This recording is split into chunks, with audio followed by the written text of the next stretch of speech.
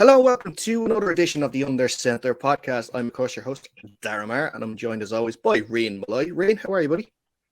I'm excellent. It's been a great week in terms of weather so far, so I'm hoping we continue with that, leading into our games moving forward. You know, it's not nice when you're playing in the wet, and hopefully we have some nice football weather moving forward. Into a great week for weather. You know, we're just after the Well, draft, actually, and do you've you know gotten what? your pick, It hasn't. right? Yeah, true. Yeah. I'm happy with that. Bryce Young, he looks like he's gonna be a dude. I like Mingo in the second round as well. So I'm a happy boy. I think it's been a very nice off season for the Panthers so far this season. Excellent. Look, we have a full house here tonight. Joining us, we have three members of the Wexford Eagles team. We'll start from left to right. So we have Tommy Martin running back. We have John Lynch centre, and we have Trevor Smith, who is quarterback, running back, wide receiver, tight end. Have you done a bit in the offensive line yet this year, Trev? Probably in practice, I'd say, Trev. Not that desperate, Jay. No. Lads, before we actually get into the Eagles and stuff like that, I said it to Rian there as well. It was the draft this weekend. You know, did you pay any attention to it, and have your own respective teams sort of made you happy with their selections this weekend? I'm a Giants fan, right? But God, do I love Aaron Rodgers, all right? I idolize that man, right? He is GOAT to me. But in terms of the Giants, we did well. I think picking up Hyatt as a wide receiver will I suppose, add more weapons, especially with Waller coming in at tight end.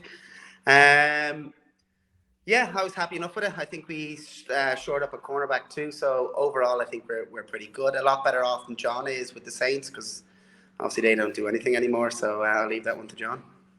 Yeah, that's been I wouldn't say an interesting draft. I don't know. I think ever since Dennis Allen took over, it's been hard to kind of really engage with his squad so far. It's like, it's so underwhelming. Like Dalton coming in last year, QB was just like such a safe pick, just driving it forward. We picked another 4th round QB again this time out from Fresno State. Everyone's saying, he's super exciting, but he's 4th round. Like, there was no buzz over him coming in. We did show up the defensive line. We picked up a defensive end and a defensive tackle again. They both look good, but I'm expecting the doldrums for the next few years, to be honest with you. We had a good run for a while, made a few playoffs, but yeah, we'll keep quiet for a while. With the glorious Derek Carr under center, you're not excited for the Derek Carr era? Cannot see it. I just cannot see it. Alvin Kamara dropping out for whenever he finally gets charged. Who knows how many games he's going to miss this year? Like, Jamal Williams is a great backup, obviously. We had a huge year last year, but that was 1 year. And we picked up, I think, a guy in the 2nd round again, running back this year. Can't even remember where he's out with, but it was just like, I don't know. I just can't see it. Obviously, we have Michael Thomas coming back in fit. Chris Olave had a huge year last year. I don't know. I just can't. I don't want to get excited. Trev, what about yourself? Oh, yeah. I'm a Patriots fan, which I get lots of reviews for. But I suppose after 20 years of flying high, I'm due some bad seasons. But kind of like what they did with the first couple of picks. It seemed solid enough. And then in true Belichick form, went crazy. Kicker, guard, center guard, even though they need tackles. So you never know. I think you just have to kind of trust in Belichick a bit. Hope for the best. Oh, but I did. He's earned. I was going to say he's earned the right to sort of make a couple of mistakes anyway if he wants to. So it's absolutely fine. It'd be grand. Don't worry about it. Well, look, listen. Let's talk a little bit about the Eagles. Last weekend, a fantastic 35-6 win over the Causeway Giants, in your home opener, which took long enough. Only 2 games played this year. You played the least amount of games this season. Before we get into the game itself, we have to sort of talk about the fact that, you know, unfortunately, you've had 2 games called off for reasons beyond your control. Obviously, the first game against ourselves, the Pirates, due to an ambulance just not showing up, us standing around in gear for about an hour wondering what the hell's going to happen. And then, of course, unfortunately, the home game against Trinity called off due to the waterlogged pitch. Obviously, then with what happened last season, the fact that where they had finished the league. You're I guess I'll start with you, John, on this one. That I'm sure you were wondering if you'll ever get get the season starting and get playing football again. I think like we obviously had a rebuild from last year. Last year was a bit of a blip on the timeline of the Eagles, but like the committee has put a good coaching staff in place this year. We had a big build from January onwards. Really confident in the squad we had the big build up going up to play you guys, and then just a disappointment. It was like, oh, right, okay. So we're like trying to keep the lads going, keep them, committed. And it was like grand with the next game coming up against Trinity.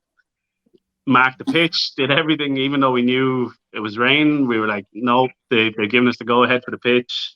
So excited. And then boom, again, about 8:30, I think the night before the game, we got contacted by the facility and they were like, no chance.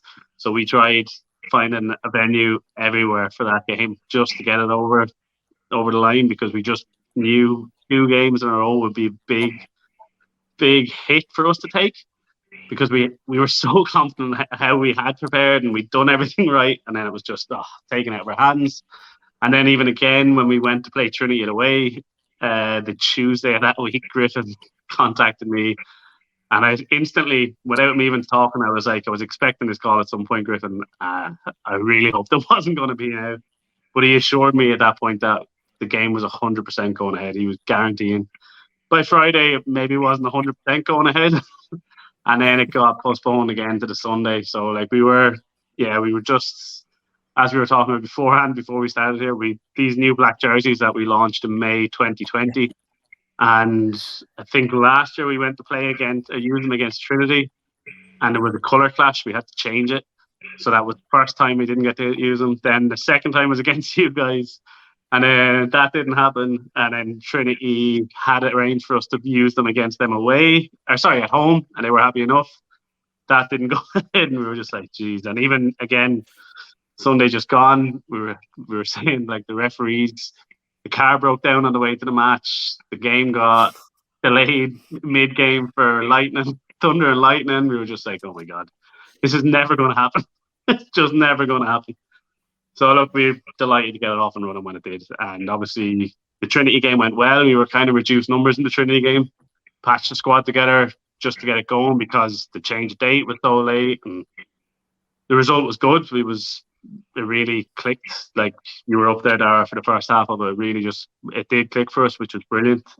And then, Sunday went better again, which is fantastic, which I think we're all delighted with.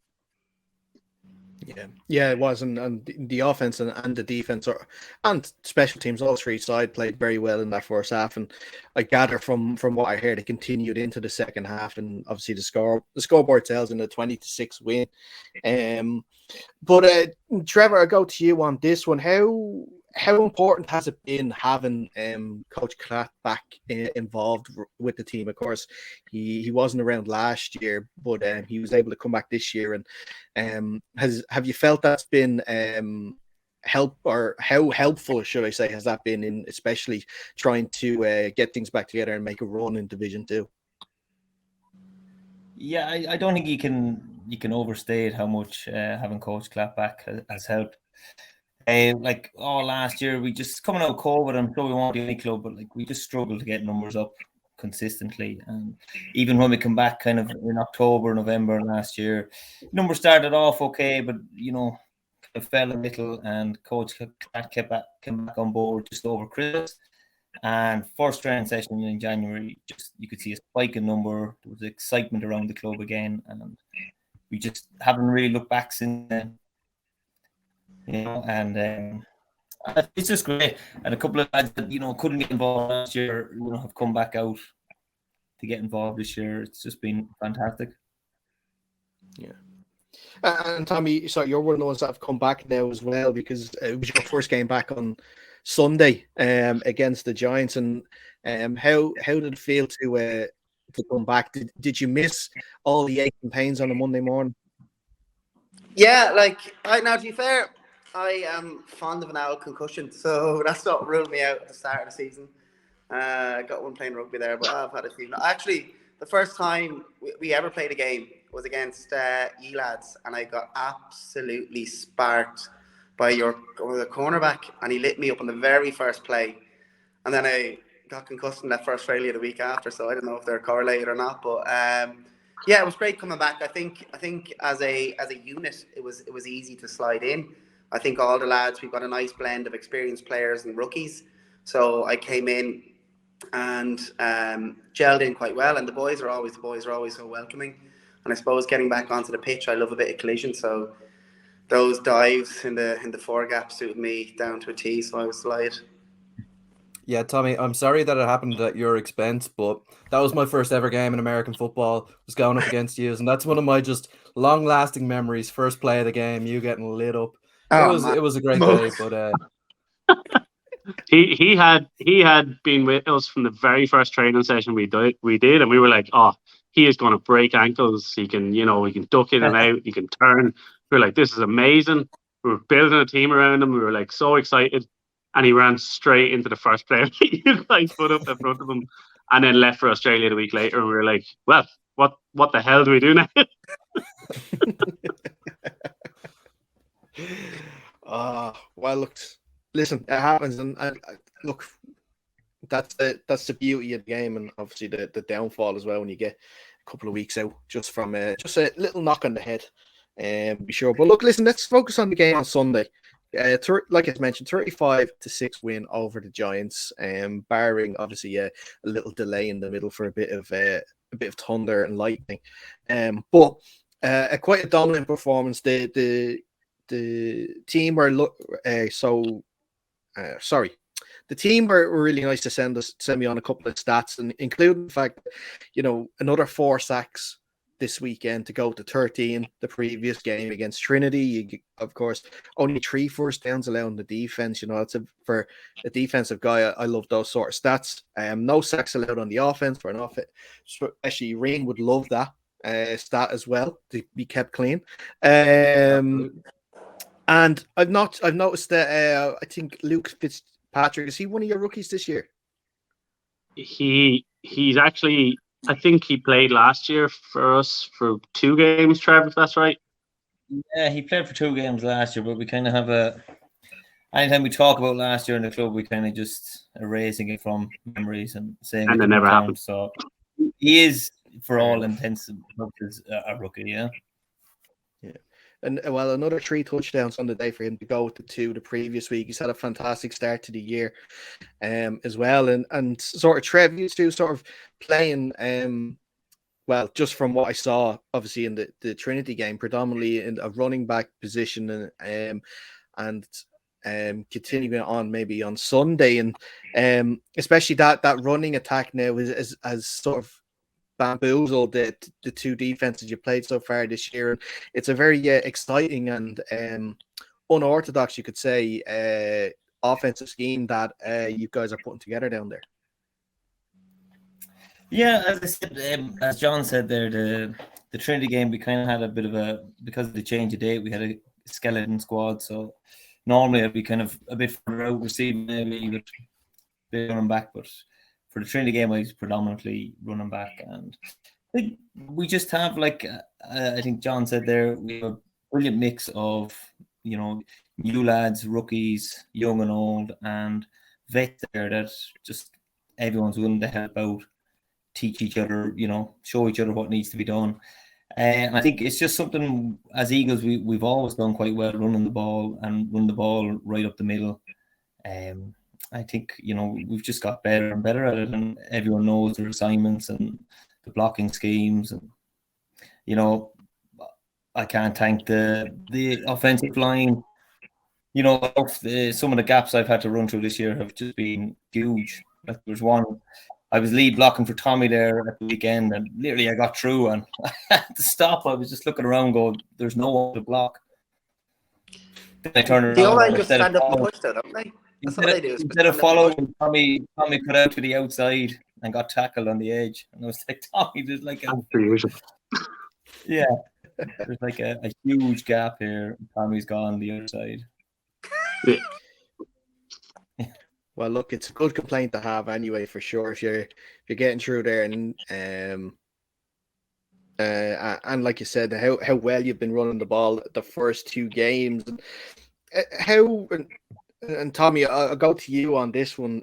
How have you felt the changes to the league have helped the Eagles sort of get back up running together, having Division 2, changing it to the word developmental is being used a lot now for this league. It's not officially the developmental league, but it's for those teams that sort of need that year or two to sort of, get their foundations laid again after obviously the struggles that you could say every team has had over COVID, but obviously some teams have struggled more than others to sort of retain talent. But having Division 2 there to sort of, help build a foundation, how have you felt that has helped the Eagles?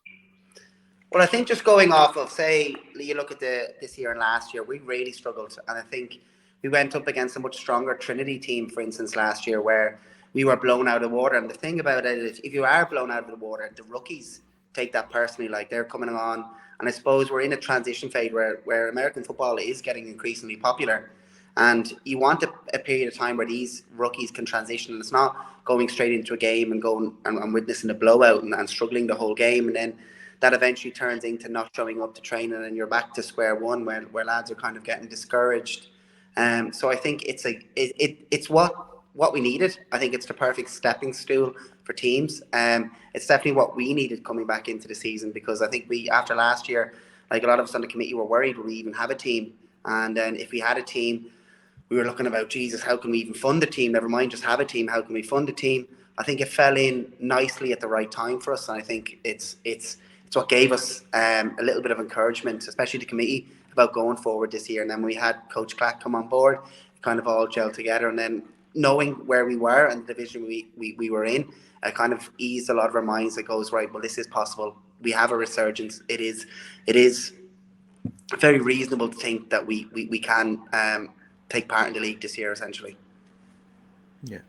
And John, for yourself, also, a lot has been said about the fact that there's 6 league games and then there's 2 playoff games. Whether you win the playoff or lose the playoff, it's a third place playoff. To get those 8 games for all teams this year, and just what was your initial reaction, and has it changed as the season has gone on and you've seen sort of how teams have been? Do you think that was the right decision to make, to sort of have those 6 confirmed league games home and away and then move it into more of a playoff scenario? I mean, absolutely. If we had been able to play our first 2 games when they were supposed to be played, I think we'd be obviously 4 games in now, we'd be in a great test of the squad. We know where we were at, far more clearly than we do right now. But I quite like the league the way it's set up. We all test each other both home and away. There's a big travel there's a travel for you guys. You've already done it up to Antrim. It's a little bit further for us again. That could test us, and it was tough for the lads, and I'm sure for the Giants on Sunday to come down here. I think they left at 6:30 in the morning to get down here, and that is a hell of a journey. No matter how good, how fit you are, that has to have a toll on you. I think we're all quite excited about the playoffs and the prospects of getting playoffs no matter what, because of that. As you say, developmental league. Don't know why I struggle with that.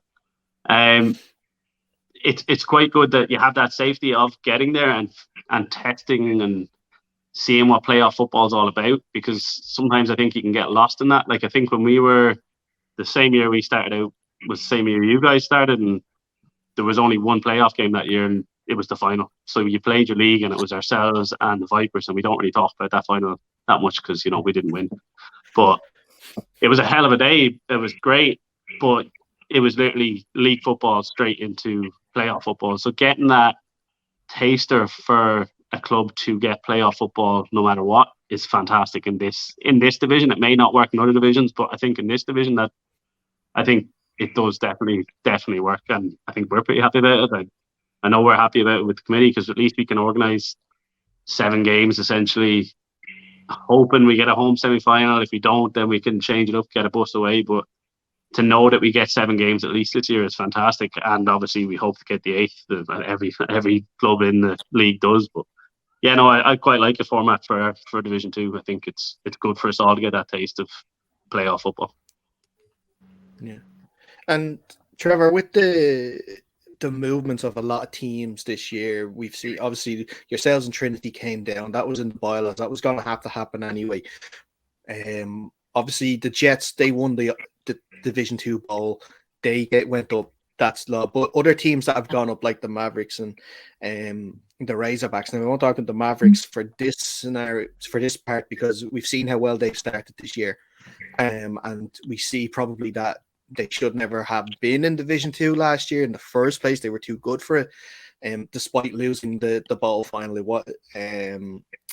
But seeing the other teams, and it's not just obviously Division 1 teams, there's some Premier Division teams that have struggled this year, and I've noticed a trend of teams struggling to score. There's been a lot of shutouts this year. We saw another few this last weekend, and could we see then a few more Division 1 teams come down next year, and possibly not just the one Division 2 team go up, to sort of, try and make the numbers up a little bit?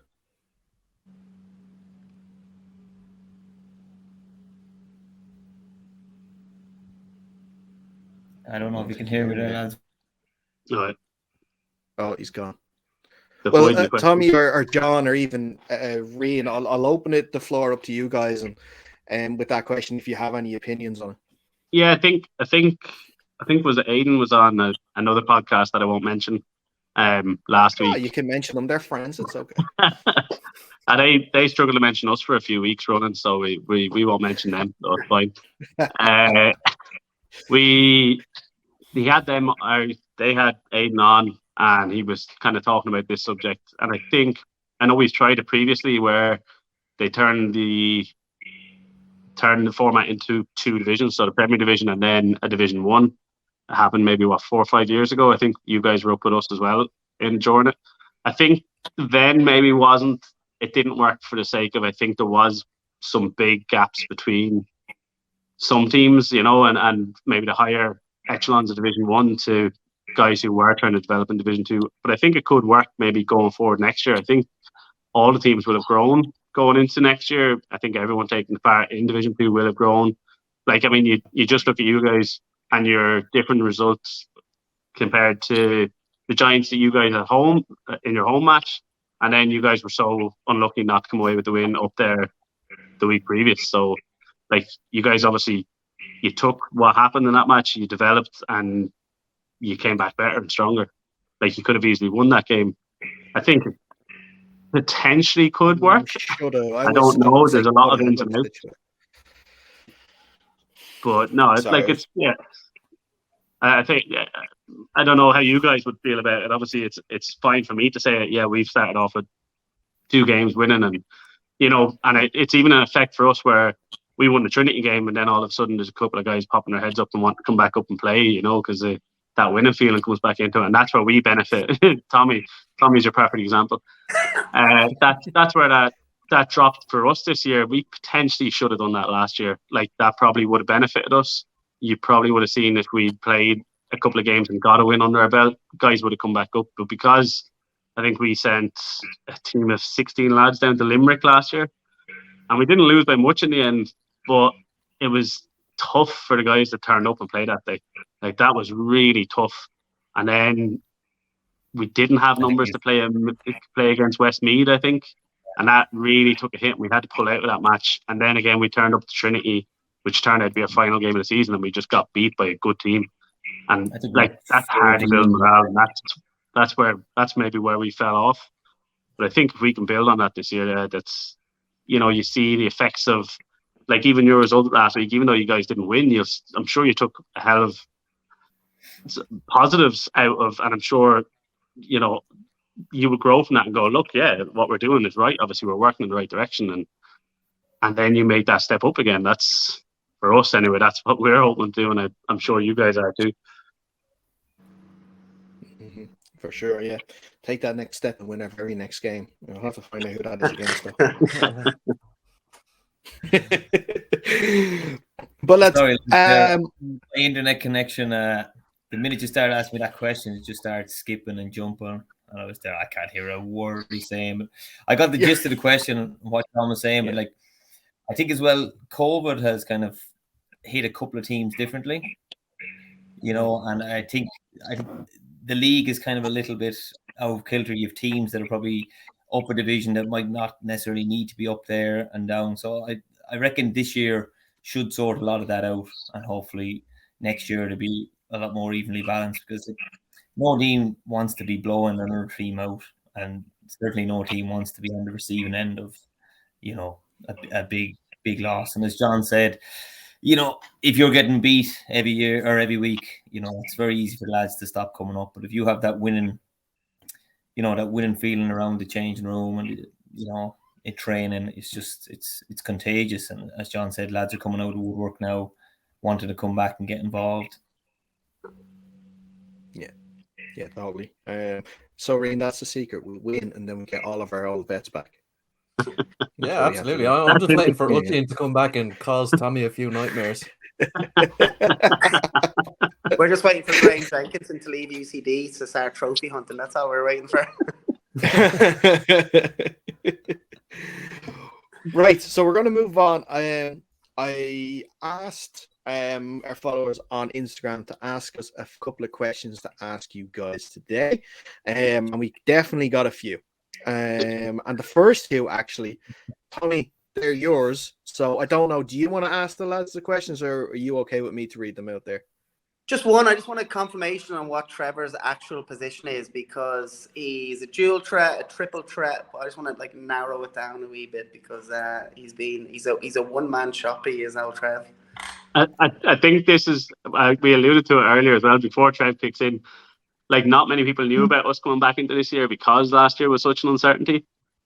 And it gave us great joy when I think it was American Football Ireland named him as a dual threat QB, and Trev hasn't sat in a QB all preseason.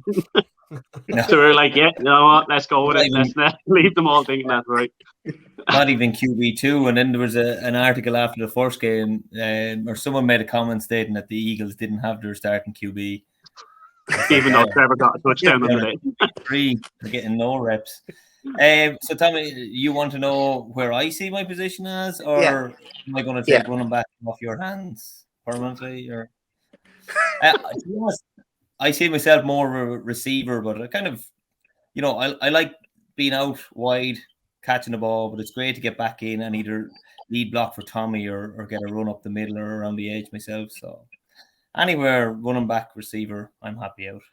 Not too keen on going back to under center, to be honest. I think you had, if I remember the Trinity game, I think that was you a couple of times in Wildcat. So you did get to play QB one or two plays in that game.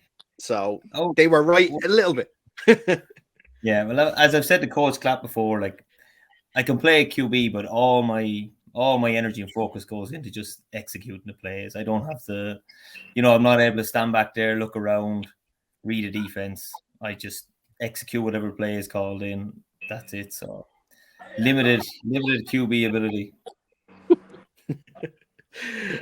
So right. So the next one then, and I don't know, Tommy, if you can sort of put context onto it, but why is your linebacker called the White Anaconda? I just want the John answer, because John knows it a little bit better. Go on, John, answer that one there. No, I have no idea what you're talking about, Tom. I think is this Henry Foxton of 6 sack fame in the first game?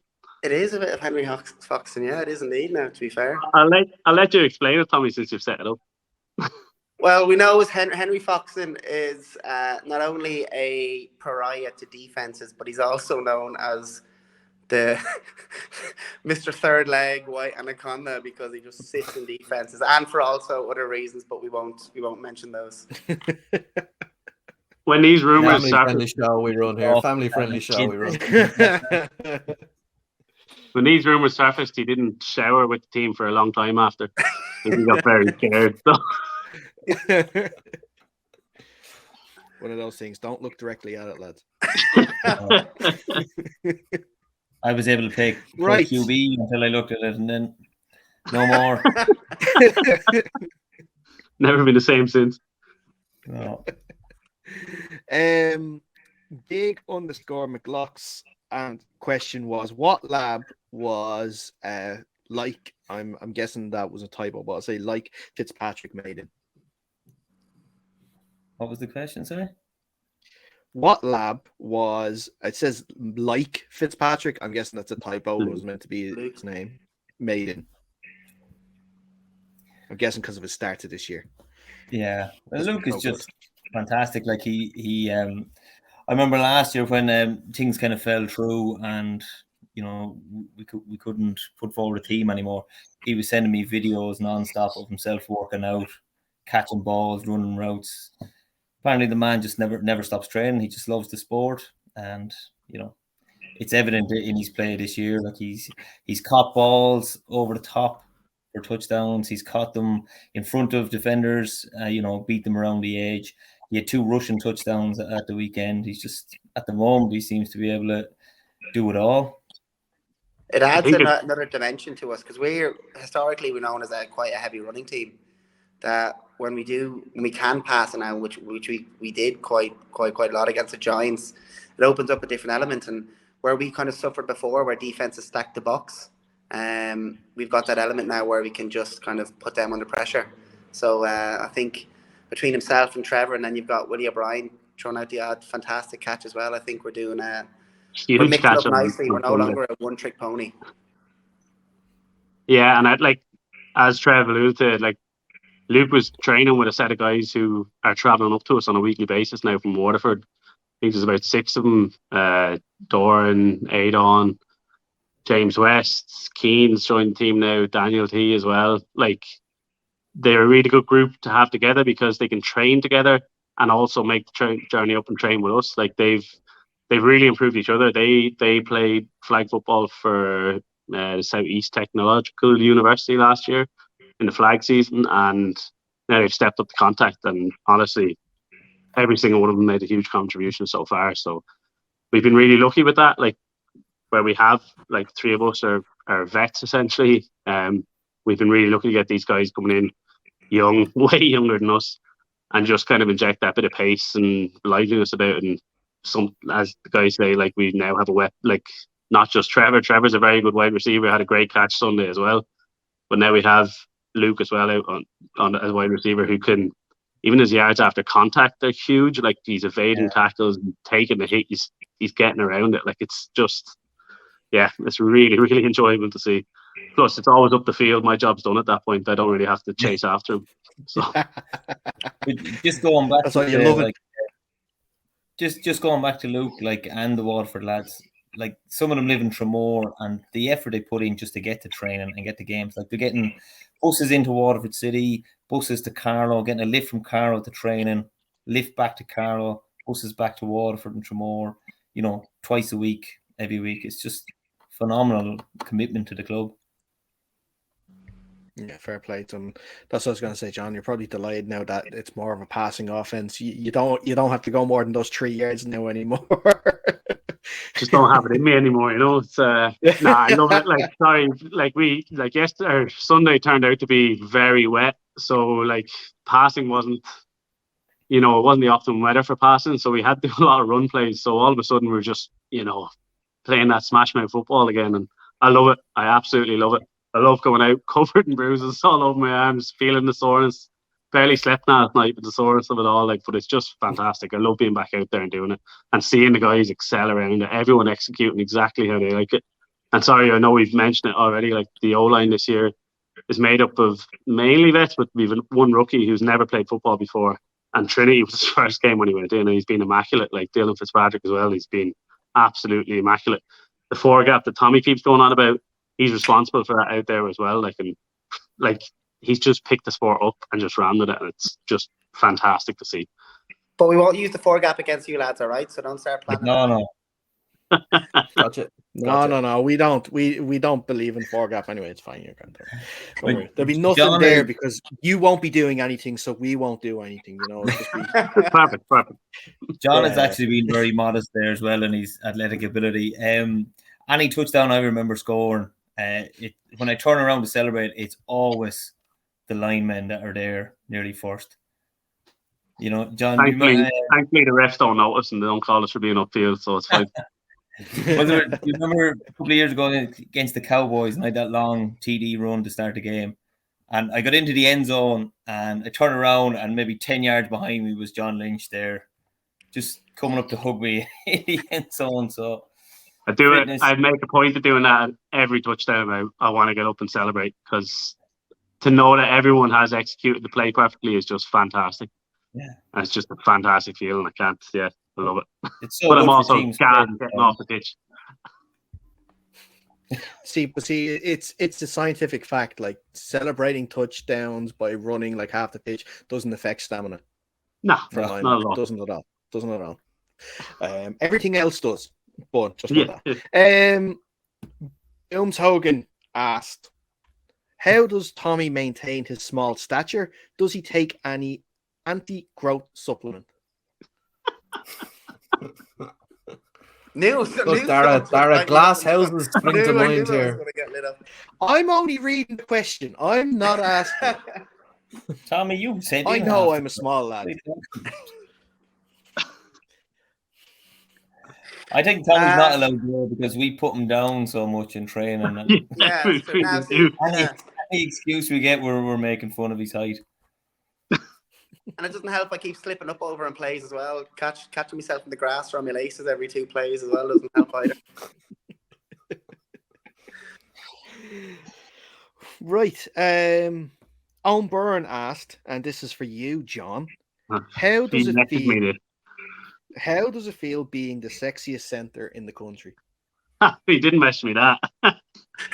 Owen is another rookie that's come on this year, and Owen has been immense, and he's been defensive tackle for us.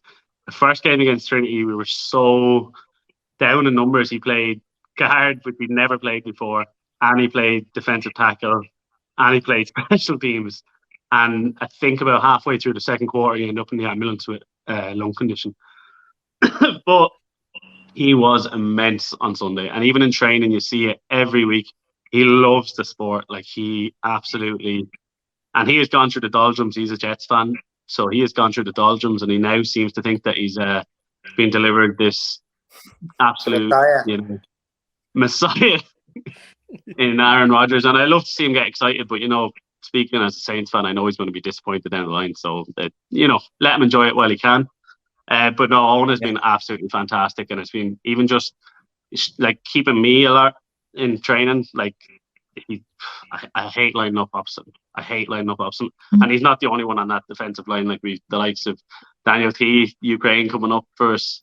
He was huge on Sunday. It was first ever game for anyone, and he was amazing. And obviously we have our old Rob Farrell, who plays when he wants, but he's a mountain. He's an absolute mountain of a man, and he plays better against me in training than he usually does against an opposition on game day, because he loves just breaking me up. I would say his favorite pastime is breaking me up. That man has picked me up and thrown me 10 yards before, no problem, just for the fun of it. So look, our defensive line has been absolutely amazing, and it's great to be able to train against them, because it just really sets a standard for us. So, but that's the only nice thing I'll say about him. I'll laugh at him once. The Jets don't even make playoffs this year, but I actually made a bet with him on Sunday after the game. He's buying me a whole night of drinks, I think it was, if the Jets don't if the Jets don't win the Super Bowl. Now, he was about 5 pints into it at this point, so I think his judgment was a bit off, but here we go. John, just getting back to the actual original question there about being the sexiest centre in the league, sorry.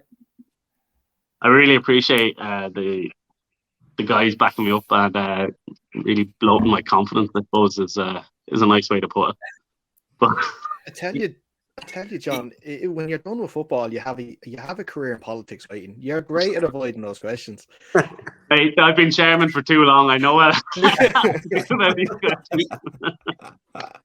Even look at the pictures you sent in the podcast. There's one of you in the huddle and you're staring up into space.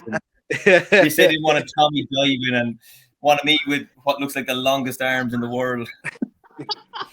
That was all purposeful. It's all about how you sell yourself, lads, really. That's why we get these questions in. I sell myself very well in the club. These two boys, not so much. I actually got absolutely, the Coach Clapp messaged me about that picture. He's like, circled how I was holding the ball, and I was like, here we go again. Now I'm going to get absolutely abused in training now for about 45 minutes about how I hold the ball. Right. Next question. Next question is from Evan Quigley. Evan from the Vikings. He was on the show a couple of weeks ago. Evan asked, how, now I kind of answered this already. I kind of answered this earlier on in the show, but we'll ask again anyway.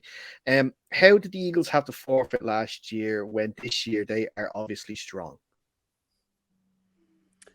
Well, I think especially from the start of the season, there was a point where, and I think Trevor, I suppose, spearheaded a lot of this because I know from last season where we all agreed where some of our players stopped playing. I was one of the lads that stopped playing. A couple of our boys went up to the Panthers. And we recognised quickly enough that there is still a core player here. And we don't want to see the Eagles just disband.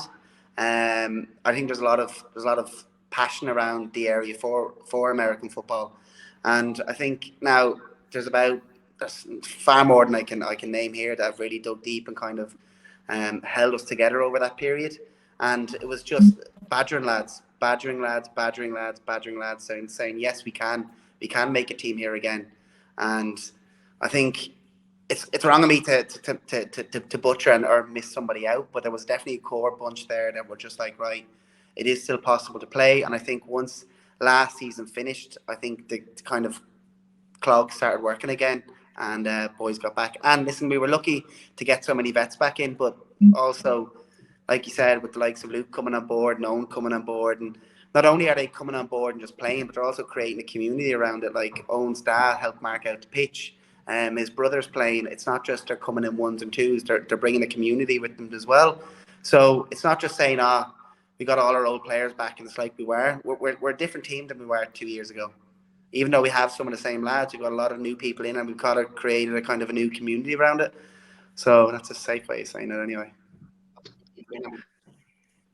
Yeah, no, we definitely, as a committee, we had a lot of honest chats of where we were at last year. Like, we had meetings with Aidan and the board, and they really, really tried to keep us going last year, but we were at a stage where we just couldn't do it. And that was like, the three of us were in on that meeting. It was a grim meeting. Like, it wasn't fun. Like, none of us wanted to be there. None of us wanted to be the ones saying that we had to pull the plug, but like, we were doing more damage than we were doing good at that point. Like, and we didn't want teams waiting around to find out if we were going to turn up for matches.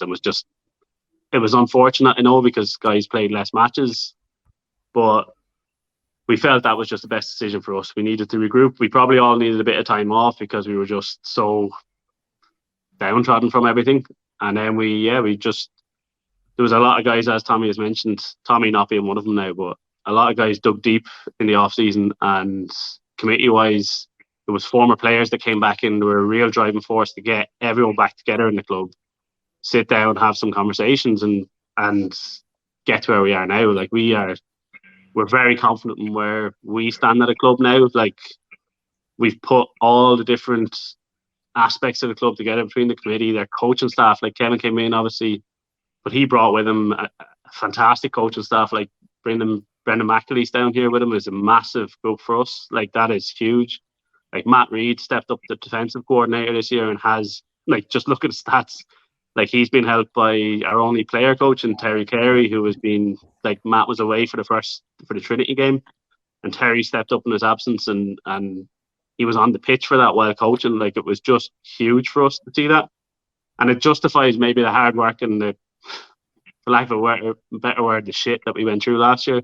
And what we dragged other clubs through, we're very aware of that. Like, and that we're very aware there was probably a lot of people annoyed with us that we didn't fulfill. But we had to be honest. We had to be truthful with ourselves and call it. And that wasn't an easy decision. I can promise you that.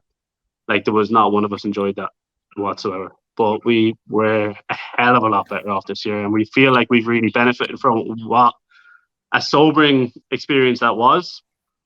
Like, we've really driven to where we are now, and I think we're only going to grow from that. Like, I really am confident that we have everything in place that we will continue to grow.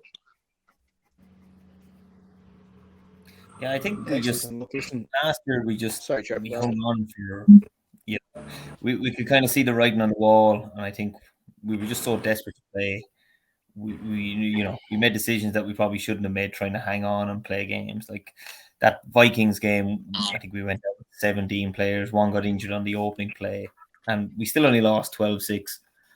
that kind of gave us some confidence that we might go forward. But then, you know, as the season went on, we just knew it wasn't to be. And I think, as John said, you know, we all kind of just left it for a couple of months to let everyone kind of just get it out of their system, and we came back November, and you know, started getting things together. But I think, as John said, the package of coaching staff we put in place has been exceptional, and I think as soon as players get involved, to see how good the coaching is and how good training is, and it's snowballed from there. And look, we can attest to that as well. And Rain, obviously, you would know too. Like, we obviously disappointed teams last year as well, not being able to fulfill fixtures, and it was tough. And I'm sure Rain, you know, that the way that we've been able to build off seasons given us a lot of encouragement to sort of see a brighter future for the team. Yeah, absolutely. Like, I think we're pretty much in the same boat as yourselves, lads, in the sense that we didn't have players last season. We do have them this season. Maybe our squad is a little bit less experienced than yours, but that's only going to suit us down the line. You know, they're going to learn the game. They're going to grow into the sport. We have a lot of passion like yourselves. So yeah, look, we're in a similar position to yourselves. Maybe is there a couple of steps further along the line, but yeah, no, only up from here for the Pirates. 100%. Well, until next week, anyway. What was that? Until next week, anyway, and then onwards after that one. We'll see. Right, we have 2 questions came in from Graham Jenkinson. First of all, he says, when are you going to retire Wexford Eagles legend and 4-time MVP Darren Green's 87 jersey? Then he says, will you present said retired frame jersey to Darren Green at Billy Anderson's comedy night? John, To be fair, we've been unlucky in some degrees because there has been players that have came through our team that have been absolutely phenomenal. And I mean, like, if you watch Darren Green play, this man was a freak. And not only was a freak in general playing as a tight end and as a later to be literally an outside linebacker, the man was a special teams goat. Like, he just used to kick, like, phenomenal. Absolutely phenomenal. Even I would go the same breath as Sam Doran was in that line too. But then we've had lads like Daniel Noctor as well. But definitely Darren Green was. I just sat on the top for a wee while, especially winning the MVPs from us for a while. So if there ever was to be a Wexford Eagles jersey retired, it would be 87 now. Yeah, definitely. We're not gonna do that. Just to be confident of that. I'm the chairman. It's not happening. We've already gave away number 66, I believe, didn't we? Yeah, Graham used to play 66 for us, but we filled it quite adequately, as I've aforementioned, with Dylan Fitzpatrick is stepping up in that right guard position. We don't need Graham anymore, you know. He's look, Graham was a fantastic player for us as well. But no, like, we've been lucky to have some huge players coming through our ranks. We really have. Greener was, like, he won MVP every season he played for us. Like, and there was guys like, we wanted a non-Darren Green MVP. Who's the next best player? Because it's just a foregone conclusion every year. Actually, he got our hopes up then on Sunday. Sorry, Trev, go on. I'll let you finish. Go on. He got our hopes up on Sunday by appearing up at the game for the first time in a while. We were all like, all right, Greener, you coming back? But I don't. Tommy tells me he has no knees left, so I don't know. The golfer now. Season golfer. He's a golfer now. We all do when we get past a certain age. It's golf, isn't it? Just golfing and just do nothing else. Well, kids golf for you, but one of those plastic sets.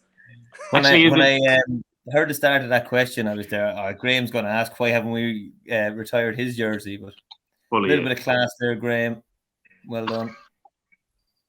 For once. There is one more question, and it kind of moves things nicely onto the game in a couple of weeks. Of course, the Pirates against the Eagles, and this is from John Castley, and he says, to the Pirates, do you think you can beat the Eagles? And he says, I sense an upset.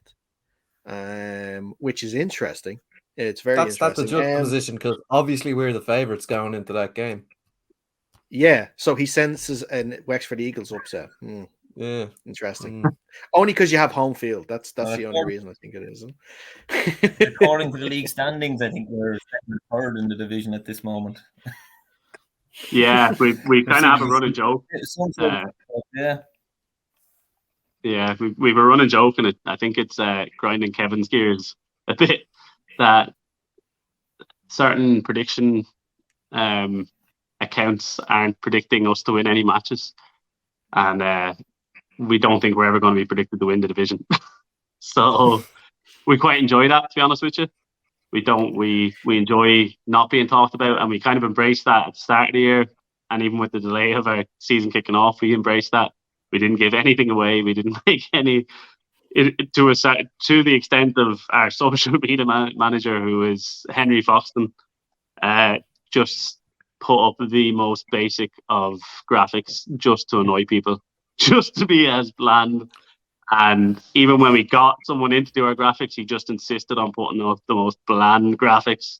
So we absolutely love being put down. We really do.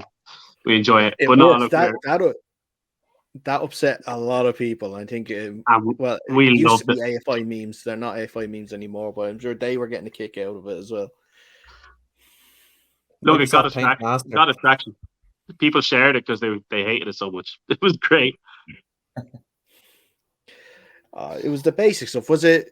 Yeah, it was you guys that was it Henry obviously himself that put up a picture of an eagle going up against Trinity from the Matrix.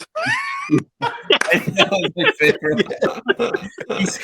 sent it into the committee first, and we all just said, "Yeah, definitely go for it." that was his piece de resistance. He really loved that one. He absolutely loved that one. Really bad photoshopping as well. But see, it gets to that point where like it's so bad that it's actually great. You know, that's exactly it. Loves it because it's such a talking point as well, and look, I'm guilty of it too with the Pirates when trying to make it as polished as possible and trying to make it look as good as possible. But then when you have like Henry doing this and he's just getting all the attention for it, and it's just like, all right, well, what's the point? I'm just going to like superimpose like a dodgy looking Philadelphia Eagle next to our thing now for the game now next week or something like that.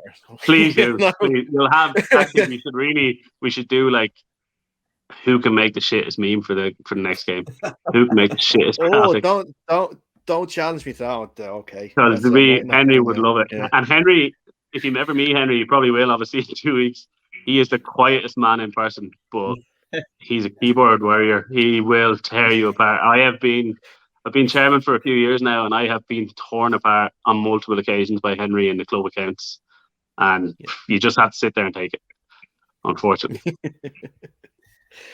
Well, look, I'm gonna have to get my thinking cap on after this one now for sure about what I can do, for sure. But yeah, just about the game. Sorry, in general, like I said, haven't played each other. Well, Rain, you've gotten to play against the lads before. I actually haven't had the chance to. I wasn't with the team when you just last played, so it's been a couple of years since we last played each other. Obviously we should have already this year due to unforeseen circumstances, but all in all, with how everything is shaping out with the season and stuff like that, it looks like it's going to be a fun game next week.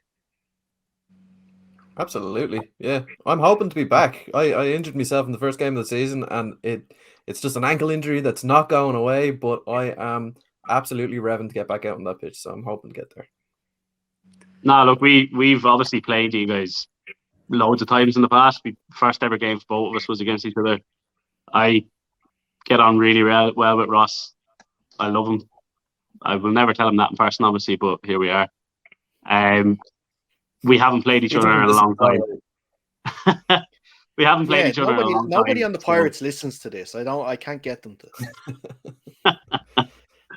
But yeah, no, we haven't played each other in such a long time. We're both very different teams to what we've been used to playing. So I can't wait. I was so excited about that first day. I can't tell you how excited I was to get going that day. And like you guys had huge numbers as well, which I just love to see.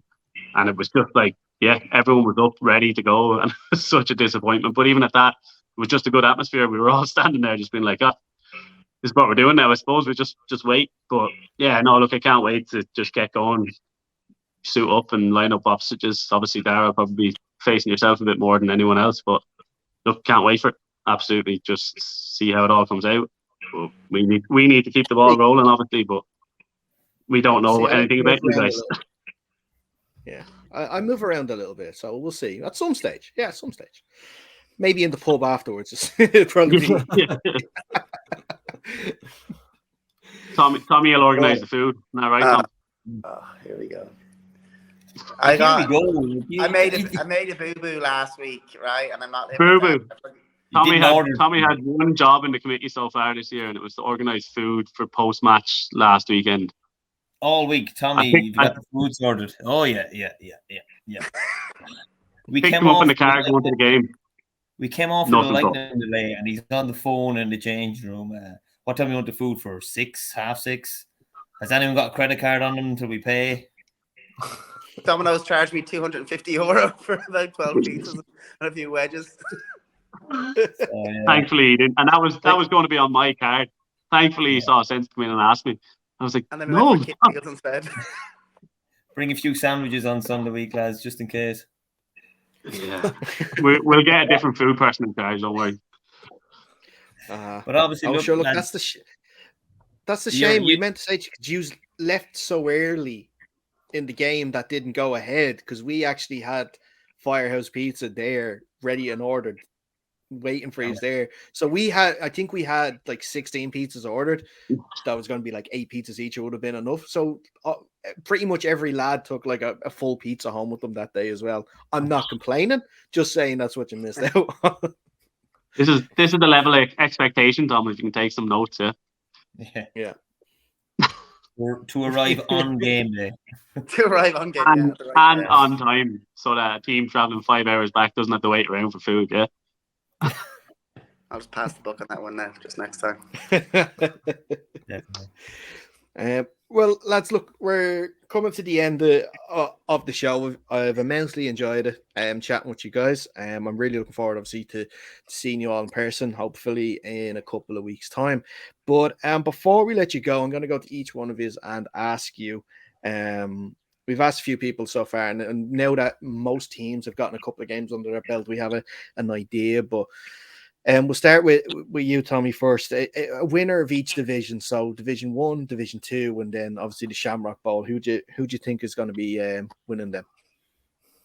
Rebels, I think, and I'd be under pressure. Well, I've got one of my mates, Sam, plays for the Rebels, so if I didn't say them, I would. I'd be a bit askew. And I've also got Jenko playing for UCD, but I'd say Rebels are doing quite well.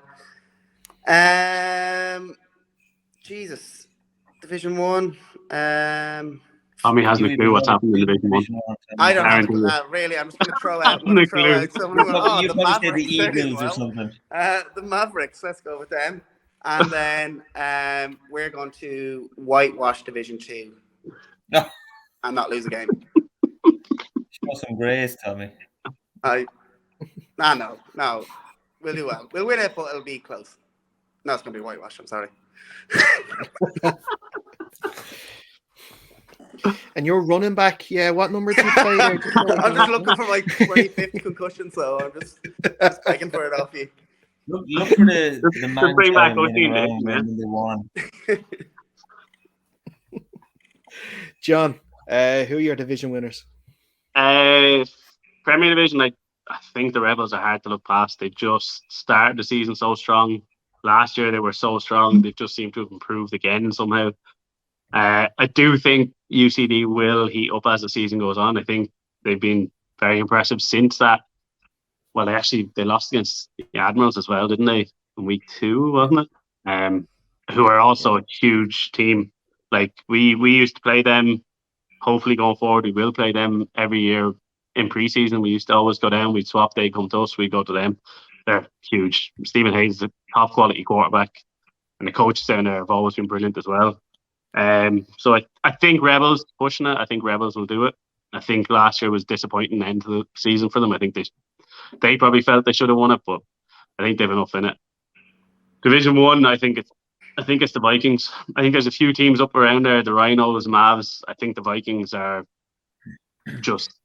they're just tipping along this year. They seem to be just winning every game they turn up to. They have won every game they turned up to. I think they probably belong in the Premier Division. They're that standard of a club, but yeah, I think that's going to be them. Them are the Mavericks, but I'd say the Vikings. And for Division 2, yeah, I'd like to think we have enough in it to finally get past our first playoff game and not lose it for once, which is an unwanted record that we have. But yeah, I think we have enough this year to do it, to be honest with you. I know there's some really good teams. I think it won't be easy. I don't think by any means.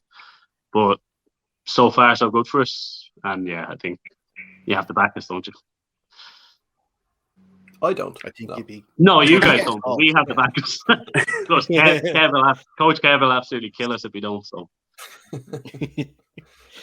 And then finally, Trev, your division winners.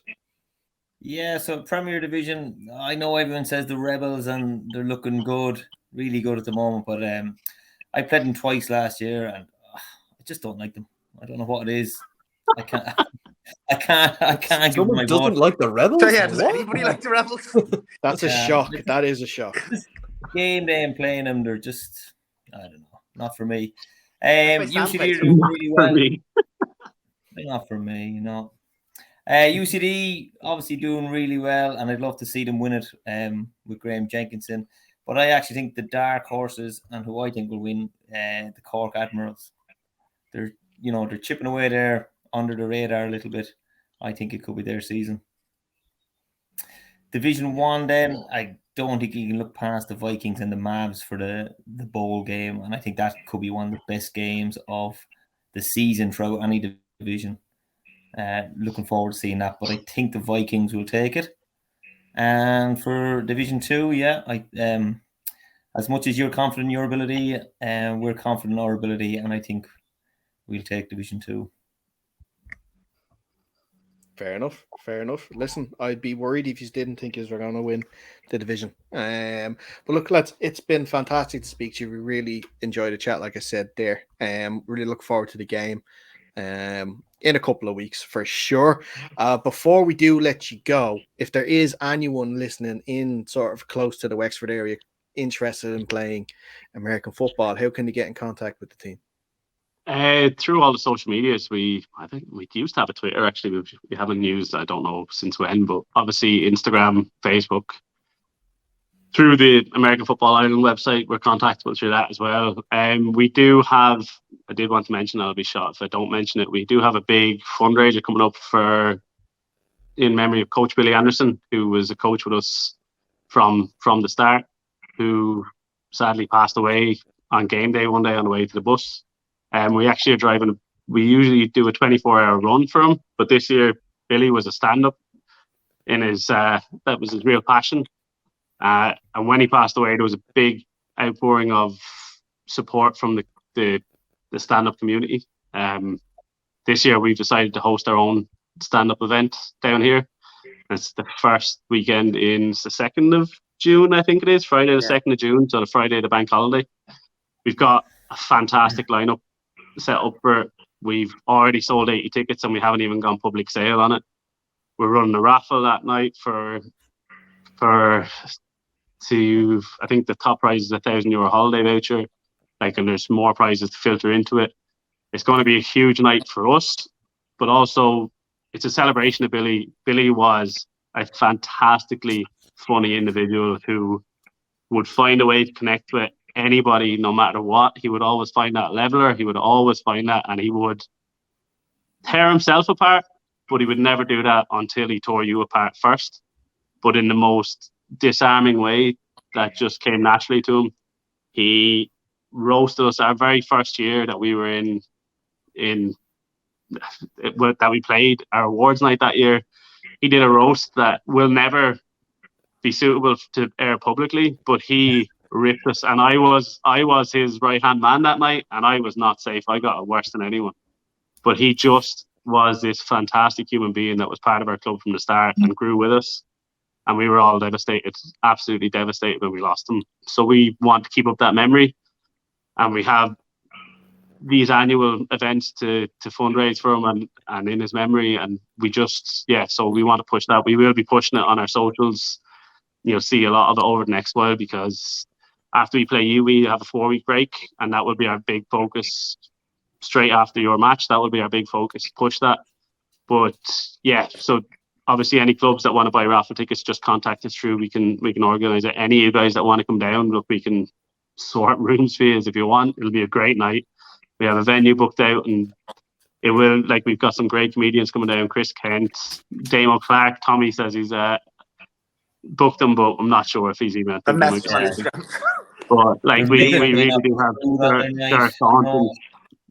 Yeah, we have, it's a fantastic lineup, and these guys are giving their time free for someone that not only touched our lives but also touched their lives. The comedy community loved Billy just as much as we loved Billy, and it's actually the weekend of Kilkenny Cat Laughs, and the guys have booked that night off on Kilkenny Cat Laughs to make sure they can come up and play that gig for us and for Billy in memory of him. So while yes, you can contact us about playing, we are going to be very active all across it for that, especially over the next while. So keep an eye out for it, and we'll be putting up ways and means to contact us for tickets, for raffle tickets, and also if you want to come up and play, you're always welcome. We're very welcoming group. We're a big family, so anyone's welcome. We also train Thursday nights from 9 till 10:30 in Cranford, and then Sunday mornings 10 to 12 in Cranford as well. 10:30 to 12 in Cranford. 10 to 12. Tommy never remembers it. All those Brilliant. And look, that's what it is. That's what it is. Listen, that's a brilliant point then to sort of end the show on. Trev, John, Tommy, thanks so much for the time. We really, really appreciate it. We'll obviously be speaking in person in a couple of weeks. That's where we're going to wrap up this edition of the show. Before we do, if you are watching this on YouTube and you haven't already, make sure you like this video and subscribe to the channel Under Centre Podcast. Also, comment underneath and let us know who do you think is going to win in a couple of weeks between the Pirates and the Eagles, and let us know exactly why it's going to be the Pirates that are going to win that game. Make sure if you are subscribed to us on the podcast platforms as well, wherever you get your podcasts, Under Centre Podcasts. Under Centre Podcast, I should say. At Under Centre Pod on Instagram, the same as on Twitter as well. We're active on both. Then I guess all we have to do is say, Rain, thank you so much. Thanks for having me. And that is where we're going to wrap this up. Until next time, stay safe, and we'll see you soon.